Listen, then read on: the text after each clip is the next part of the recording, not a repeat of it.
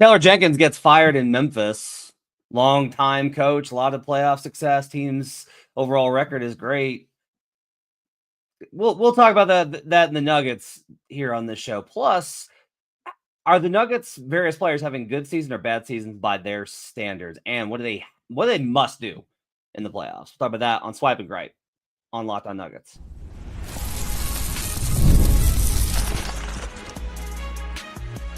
You are Locked On Nuggets, your daily Denver Nuggets podcast. Part of the Locked On Podcast Network, your team every day.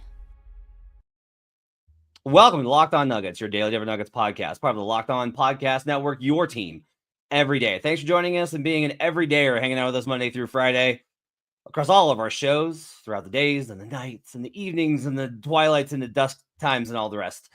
Today's show is brought to you by 5 Hour Energy. Head to 5hourenergy.com to find over 15 flavors to choose from. Need one now? Grab a 5 Hour Energy shot at your local grocery or convenience store. Stock up today and stay energized. My name's Matt Moore, joined by Swipa, the one and only Swipa. He's on Twitter at SwipaCam. He's got YouTube page as well. He's on all sorts of platforms, doing all sorts of great content. Check him out over there at SwipaCam. Swipa, how you doing on Friday?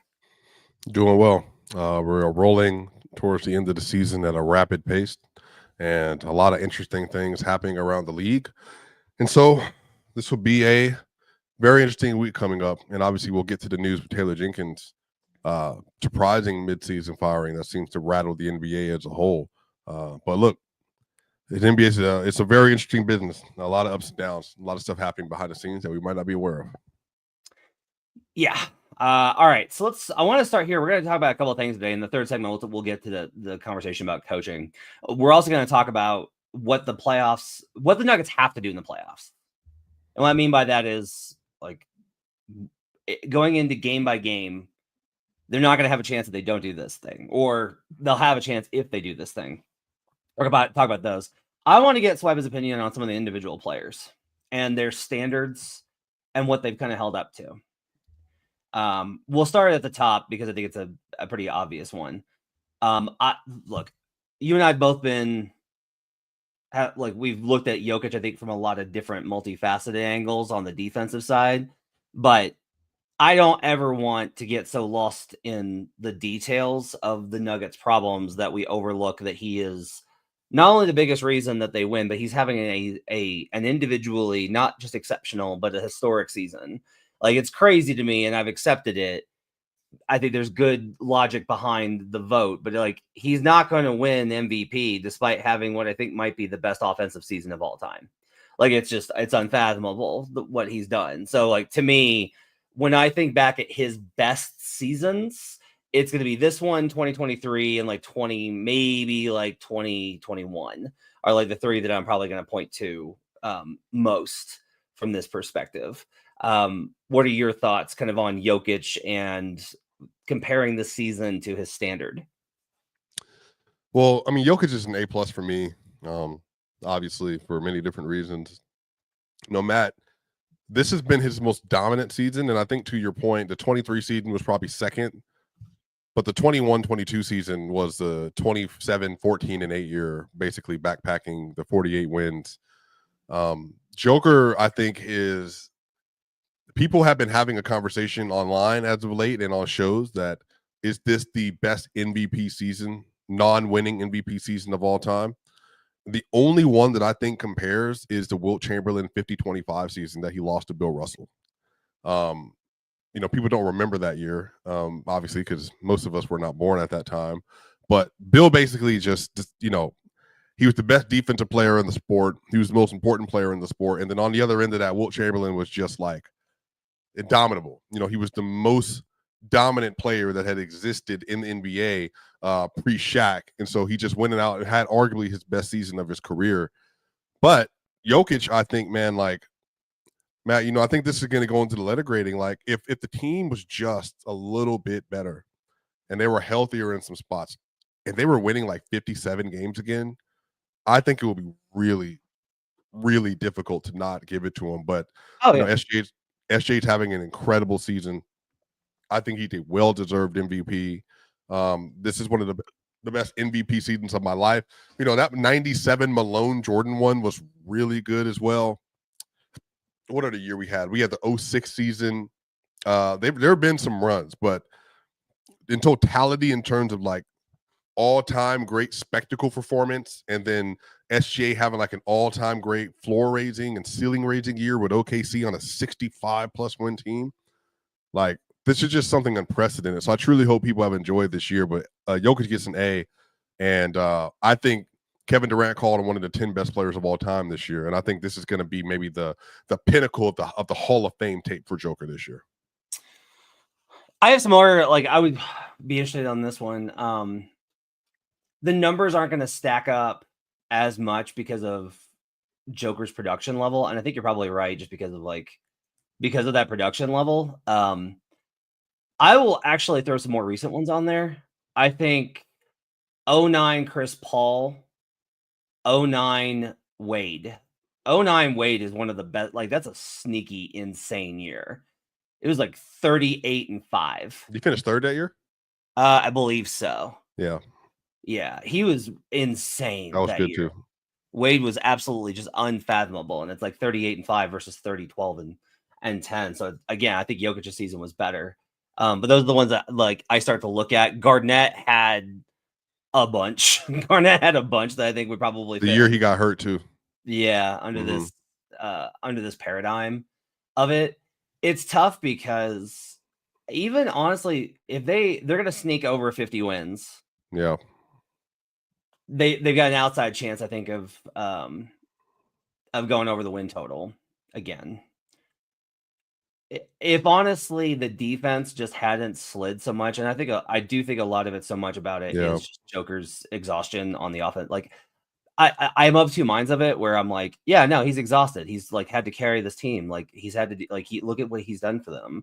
And then on the other side, where I always get to the MVP is like, yeah, but he also ran out of gas and he's tired, and that's why he's not going to win MVP, because that's the bar. Like you have to do the thing. Like it sucks, but like that's just like how it is. I am of the opinion that most of our analysis has to be fair. Having done this so long, the MVP thing I do come down on. There's gonna be some things that just aren't fair. They're just not. This is how it was with Luka fans last year, where they're like, well, if they'd been healthy, I'm like, yeah, but they weren't. Like it sucks, but they weren't. And that's kind of how I am with the Nuggets too. I'm like, yeah, if AG had played the whole year, but he didn't. It sucks. But I still think that by his standard, this has to be considered like this is probably the most memorable season, I will say, for me, for Joker, in terms of that's not even like the 30-20-20s and like the Kings game and like all these. Jamal Murray, by his standard, how do you evaluate this season? Well, can I split it up? Is that fair? No, we gotta do it the whole. We gotta look at the whole thing. We gotta take the whole tapestry. I know you want to, but we gotta take the whole tapestry. I get why you want to. That makes sense, but we gotta just try and meld them together into one. It's a career year, so I mean, a B plus almost. Like it's a B and some change. Like it's near a B plus. Like he's having the best year of his career as an ISO scorer. He's having the best floor raising season of his career non-Jokic year. I don't know if you know this. He's averaging 21.7, 4 and 6 without Joker on good splits this year. He's never done that before. I think last year was 22, 8 and 8 without Joker, but that was like 4 games. He has been a masterful shooter second half of the year. Well, more than second half, 2/3 of the year. The first half of the first part of the year was just so bad that is really weighing down an all-time season from Jamal Murray. And he was D'Angelo Russell bad. Like if you look at his numbers and D'Angelo Russell as a Laker, he was not good. But then December 1st and on, he's been an all-star level guard. So I'm giving him a B because it's like, you know, like he's just gotten so much better, but also like the part of the season that dragged him down was just pretty heavy. So let's say a solid, like I would say like an 82 overall. I disagree, and I'll tell you why. Coming up here on Locked On Nuggets, talk about that. Plus, we'll get to some playoff musts and some coaching talk as well. Coming up on Locked On Nuggets. Daylight savings Snuck up on us again. If you're feeling like you lost the hour of sleep, 5 Hour Energy has your back. The extra sunshine means more time for fun, but sometimes you just need a little boost to power through. Whether you're staying up late watching the NCAA tournament, squeezing in a round of golf after work, or just trying to keep up with your busy day, 5 Hour Energy gives you that quick, refreshing pick-me-up whenever you need it. With longer days, you gotta love getting outside for a hike or a run. Tropical Burst is great for a quick boost. Head to 5hourenergy.com to find over 15 flavors to choose from, including watermelon, blue raspberry, and peach mango. You can even build your own 12-pack or 24-pack delivered right to your door. Need one now? Grab a 5 Hour Energy shot at your local grocery or convenience store. They're everywhere. Stock up today and stay energized. We'll be right back on Locked On Nuggets. Back here on Locked On Nuggets. Thanks for joining us and making us part of your day. Swipe is here with me, Matt Moore. I think this, by the numbers, this is his best. I think this is his best. Look, he's shooting 52% from 2-point range, which is, it ties a career high back in 2019, 2020. The 3-point numbers are slightly lower, so his EFG is below last year, but it's better than 2023. If this isn't his best year, what was his best year? Well, last year, I think people just have forgotten. Jamal Murray was at 21, similar 21, 4, and 6, but he shot 42% from the 3-point line on the year. And he spent over a quarter of that, like over a third of that year, shooting over 45% from 3. And then he also shot 90% from the free throw line last year, I believe, as well, if I remember correctly. So he was very similar last year. The problem is that his peak this year is higher than last year. Like he peaked from February on better than he did last year. And the first 14 games of the year, which is when they were struggling a lot previous to December, that's when he was averaging 18. But over the course of that stretch, he was at 52 true shooting. So that is literally tanking what has otherwise been a very good year from Jamal Murray. Yeah. He just didn't have that low last year like this. Yeah, but here's a counter. He's already played more games than last year. I know, 70 games. It's crazy. So, yeah, I'm gonna give him. I think this might be his best season, especially. He would want me to include the fact that he's averaging a career high in steals. So I'm gonna give him the edge. I'm gonna give him the edge on this one and say this has actually been, even with the rough 2 months, I think this has been his best season so far, which is wild considering where our conversation was at. MPJ, I'm very fascinated to hear what you say about this one.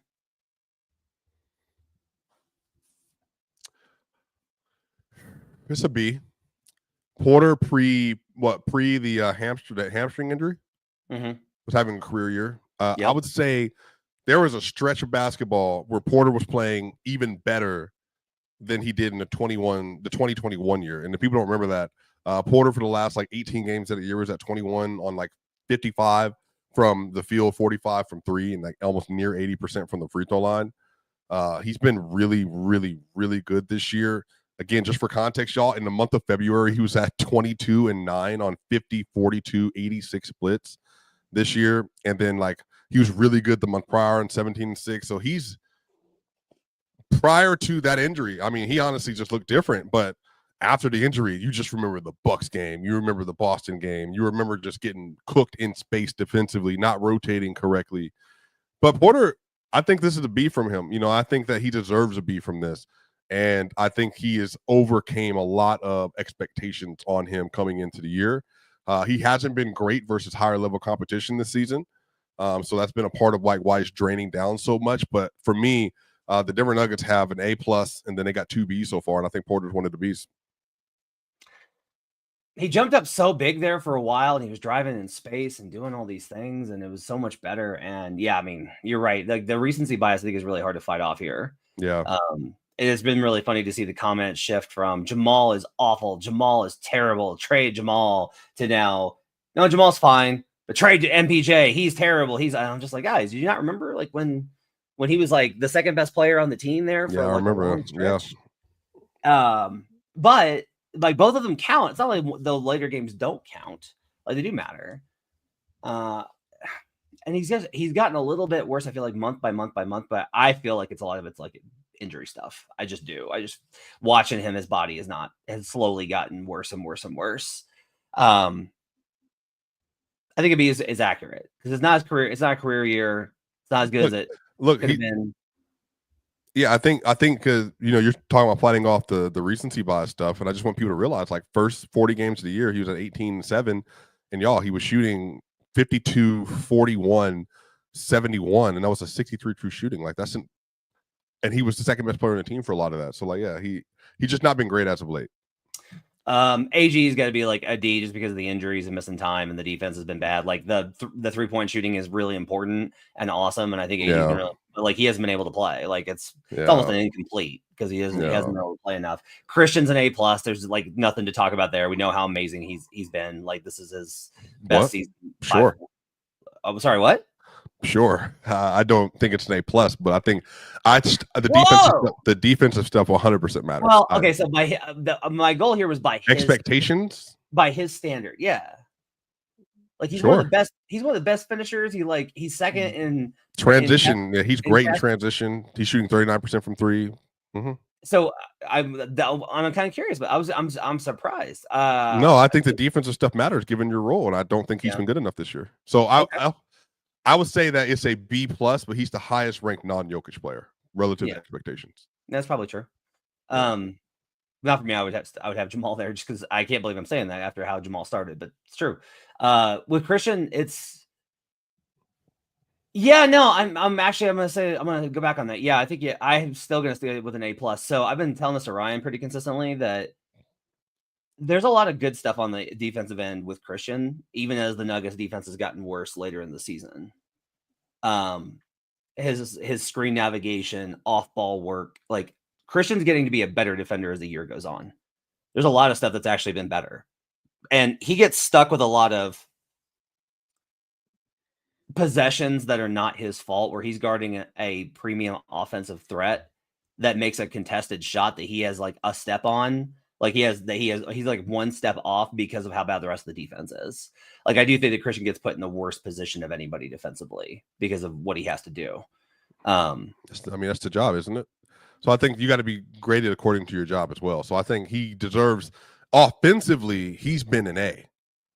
If you could split the grade up, yeah. Defensively, I would say he's been probably, he's been a B.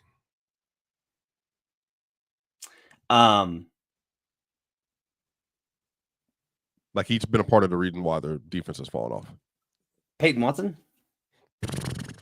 Well, pre that injury that he had, man, that's tough. What's your grade for him first? Incomplete. Yeah, I honestly don't have. He hasn't played enough for me to really get a sense of him.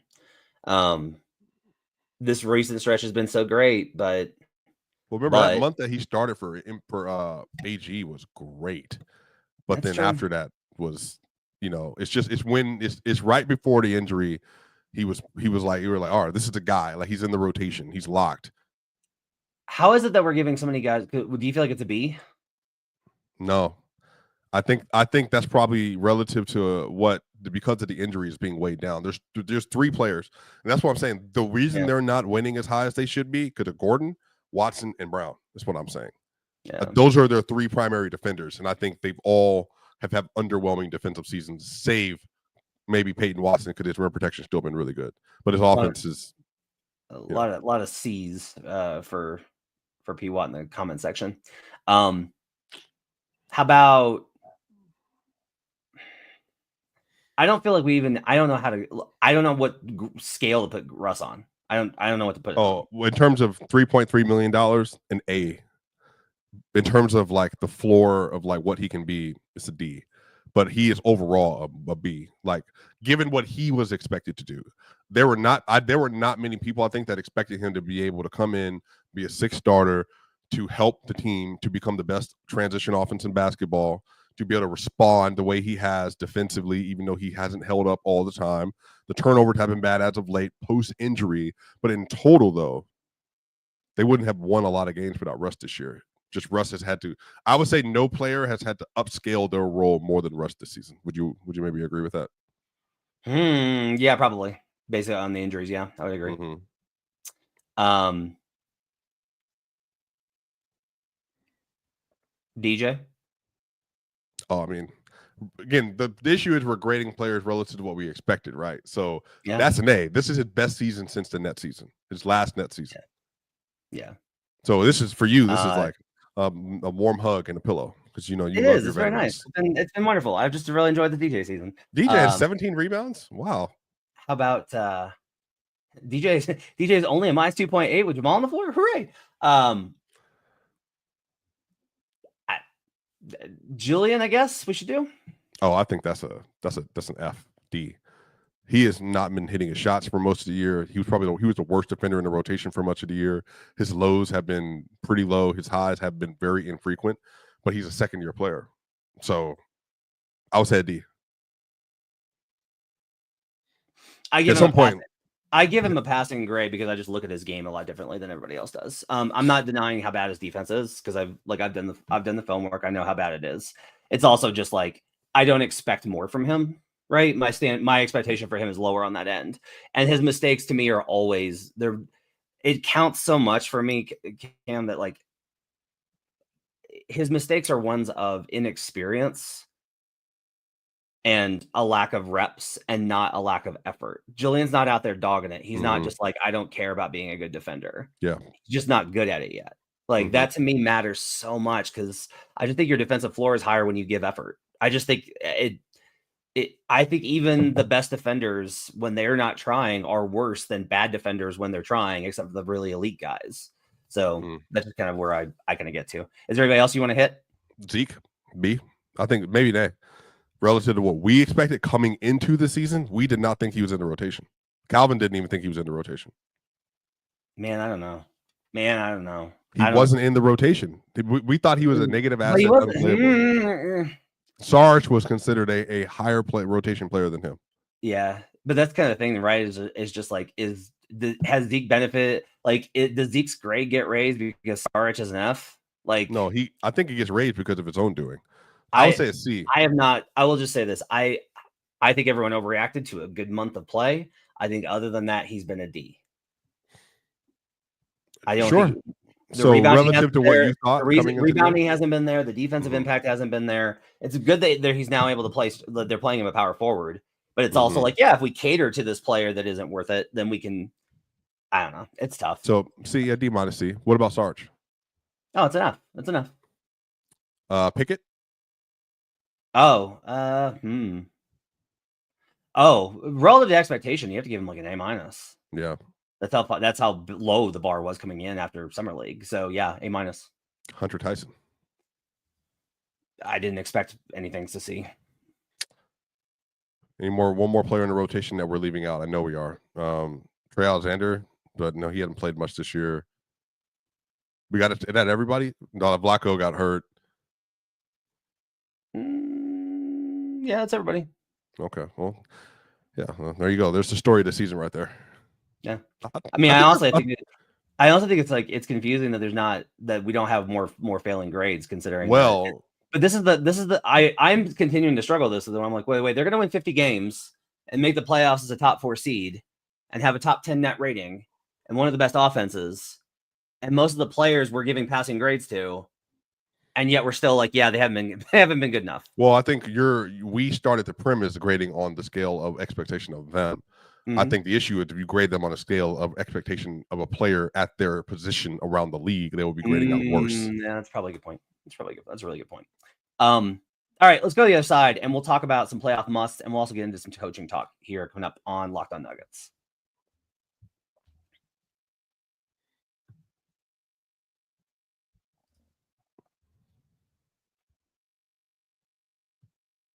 Back here on Locked On Nuggets. Thanks for joining us and making this part of your day. Appreciate you guys being with us. Let's talk about what. We didn't give Malone a grade, by the way. Oh, gosh. Or Booth. Malone and Booth. Ooh. All right. Let's playoff must might wait. Let's see the coaching things. Taylor Jenkins got fired today for the Grizzlies in the 5 spot. I wasn't surprised. Everybody was really shocked, and I was just like, oh, okay. I was hoping they wouldn't, but they did the thing I was hoping that they wouldn't do. Memphis reporters and fans have been like signaling it over a number of weeks that like something is deeply wrong. I know how to spot it when people that are in the locker room are like, yeah, there's a lot of disconnect on the team right now. Like you can spot the signs. And I will say this, that there have been times, and that's happened with Malone, and then they've gotten out of it. He's always kind of like swerved and gotten them back in. That's what happens in the course of having them for 10 years and not having the authoritative grip of a Spoelstra or a Kerr or a Pop. Gosh, Malone's tried more combinations. Malone has tried to manage minutes. Like, he's talked a lot about it. He's gone through this period where he's like, nope, I'm going to live with the pain until we get to the 7-minute mark of the fourth and not put Joker back in just because we're dying, because I got to get his minutes down. God,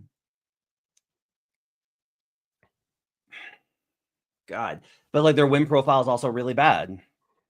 I can't get around, like, they are not a team that I trust to win night by night, where I don't know if they're going to win or lose versus teams under 500. I don't know if they're going to win or lose versus teams of their same level. I don't know if they're going to win or lose versus teams better than them. I don't like what he has been given, but that's the job. Your job is to make the best of it. I don't feel like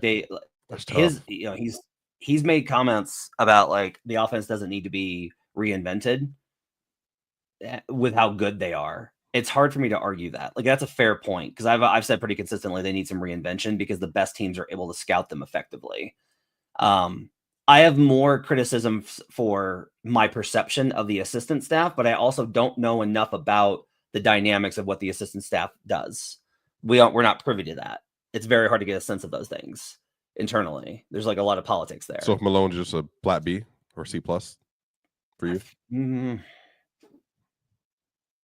You know what? By his own standard, I'm going to give him a C+, because I don't think that he would say that he has done a good enough job getting them to do the work on the defensive end, and that's the job. Like, I think by his own, like, he would be like, now, I don't think you can give him a D, like a lot of people would, or an F, because you can't just sit there and be like, he gets an F. They're the third seed in the Western Conference. They're going to win 50 games with Murray, Gordon, Yoke missing time, all of this. Like, this has not, and injuries happen to everybody. Everybody's going to deal with it, right? That's why.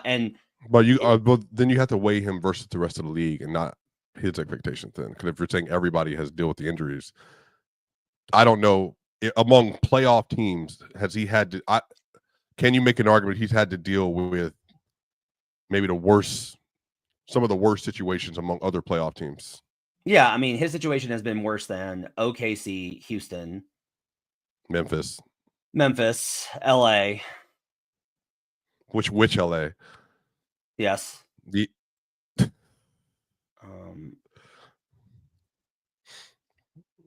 Yeah, maybe not Memphis, honestly. That's one of the things that I just think is, the Taylor Jenkins thing is just, I'm not surprised, because I said this on Locked On NBA today, that I had heard that I'd heard from more than one person in the league who was like, I don't know how much Taylor is involved on the strategy side. Mm-hmm. And when you're not in charge of the strategy side, but you're still expected to be the voice and for people to listen to you, that gets tough, because it's like, okay, but this is the guy I'm talking to this guy about the stuff. He's directing me, but I'm supposed to listen to you about motivation or team, like our game plan or whatever. It gets, I think there's too many cooks in the coaching kitchen there, which is why the new guy's in charge. Well, do you blame, is Malone the biggest culprit from dropping from a top 8 defense last year and a top 3 for parts of the year last year to the 22nd ranked defense in the league? So this is an interesting one, because the question is, he didn't change anything. So with only one major personnel change. Well, 2. Gordon injury plus KCP. Oh, Gordon injury, yeah. But with only one roster personnel change. Yeah. Because look, if the defense was elite when AG had played, we would talk about that more, but it hasn't been. Mm-hmm. Right? But with one personnel change, does he deserve enough blame for not changing things? Because, like, I've talked about the scheme stuff, but they've also tried doing it. Like, they're playing more drop this year. They're switching Joker more now too. Yeah, like, they're doing all this other stuff to try and figure out what they can do to mitigate this problem. Joey, who's always negative, is in the comments saying Malone can get fired for wasting a Jokic all-time great offensive season. We have the 26th ranked defense still. Joey, no matter how good you think Nikola Jokic is, no matter how good, and I understand why you think he's that good. I understand why everyone thinks that Malone does nothing and it's all Joker. You cannot just remove all credit for the offense from Michael Malone. You can't do that. Like, that's not how this works. He's made Russell Westbrook the most playable of any coach in the last 3 years. And if you're like, well, give me an example of a guy with an all-time great player whose offense wasn't great. The Golden State Warriors under Mark Jackson. Period. End of conversation. I mean, Same deal here. So, yeah. like, he gets credit. Now, does Malone get more, I think, responsibility for the defense? Yeah. But Booth probably gets the most. And here's my problem, though, is we're judging this on the season, though, Cam, and it's like, should they have made a trade if there was one available? Sure. But it's like, I'm not going to double fail him for not opening up more, because I said in the offseason they need more flexibility. And they didn't have it. So they didn't have even even if they had just opened up 2 roster spots and just been like, we're going to cycle guys through and try some guys out for the G League. Even that, just like, hey, we tried. We got some restrictions because of the CBA and the our cap structure, but we tried. But like, they just went in with like, these are our dudes. Oh no. Whoops. Right? So like, I don't know on the season how you can grade Booth that badly, because he didn't set himself up to be graded on. Yeah. Booth, you get graded for pre-work and post-work. You want the offseason to count for the season's work. Well, you have to. That's what a player's job doesn't start preseason. I'm not saying to you, but like a player's job doesn't start preseason. A coach and GM, your job starts preseason. The GM, objectively, when you have this kind of team and this kind of unit, you did not do enough. And I think it was easy to see then, though, too, Matt. So I guess this is not even like 2020 hindsight. This is Matt said they need more flexibility. Ryan Blackburn said they need more flexibility. Swipa said they needed more flexibility. They said you need more defenders, and you didn't do that. And I think like the Dario Saric thing, we had a whole argument about this in offseason.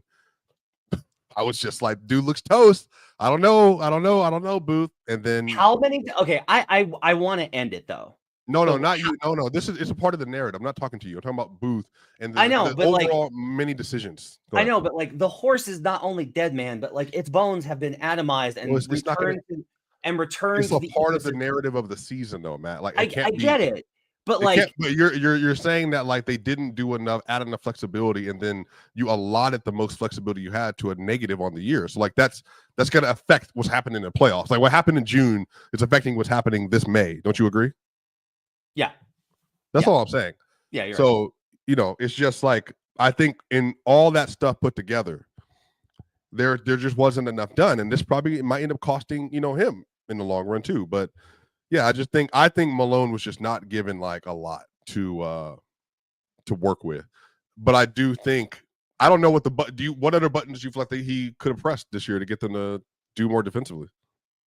I mean, he could have convinced owner. I don't know. Well, here's the thing. I don't know if ownership would have been like, I need you to bite this bullet. I made a mistake. We got to bite this bullet and waive these players and bite the remaining money on their contracts and just be able to take on these other guys. Right. Like, we got to do this. I don't know, because in part, the decision of, well, you could have traded MPJ. That what I've heard is that was not his decision. Mm-hmm. Is that decision was like broached and discussed, and ownership came down on the side of no. Right. If that's how it is, then that's how it is. So yeah, I think it's interesting. Yeah. Lots of interesting stuff. We gotta go. We will be back tonight after the Jazz game for a post-game show. Hope you guys have enjoyed the show. We'll talk playoff must next week on Swipe and Gripe. Appreciate you guys being with us. Have yourselves a great weekend. We'll see you guys again next time on Locked On Nuggets.